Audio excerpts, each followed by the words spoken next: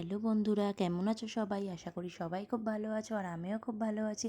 তোমাদের সবার মহালয়া কেমন কাটলো? আমারও খুব ভালো কেটেছে, আশা করি তোমাদেরও মহালয়া খুব ভালো কেটেছে। দেখো, মহালয়ার পরের দিন আমরা চলে এসেছি অপর্ণার বাড়ি কাকিনাড়ায়। আর অপর্ণার আজকে ছিল বেবি শাওয়ার, সেই কারণেই আমরা ওর বাড়িতে চলে এসেছি। এখন ওর মানে এই বেবি শাওয়ারের অ্যারেঞ্জমেন্ট চলছে। দিদিভাই নিজে হাতে সাজিয়েছে, অপর্ণাও হেল্প করেছে। এই দেখো, খাবার দাবারগুলো সমস্ত আমি এসে দেখলাম দিদিভাই আর আরও সবাই মিলে এগুলো সাজাচ্ছে।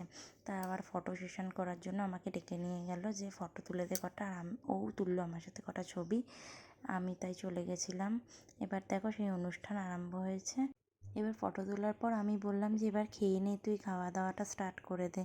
এবার ও তারপরে খেতে আরম্ভ করেছে। দেখো, আমি বসে বসে ভিডিও করছিলাম। এবার ও আমার হাত থেকে ফোনটা কেড়ে নিয়ে আবার ভিডিও করতে শুরু করলো। আর এদিকে ম্যাডাম তো বসে বসে খাচ্ছেন, আর আমরা সেগুলোর ভিডিও করছি, আবার হাসছে আমার দিকে তাকিয়ে।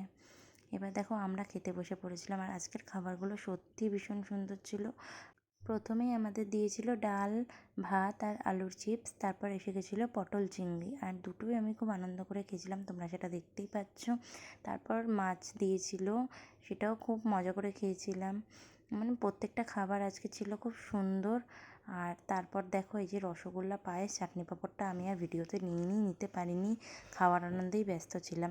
এবার কেক কাটার পর্ব দেখলে, ওরা দুজন কেক কাটলো। এবার আমরা একটু রিলস বানিয়ে নিচ্ছিলাম। তারপর সমস্ত অনুষ্ঠান শেষে আমি একটুখানি ফটো তুলে এতটাই ক্লান্ত হয়ে গেছি যে বিছানায় বসে পড়েছি। এরপরে ভিডিওটা এখানেই আমি শেষ করলাম, আর তেমন কিছু বলার নেই।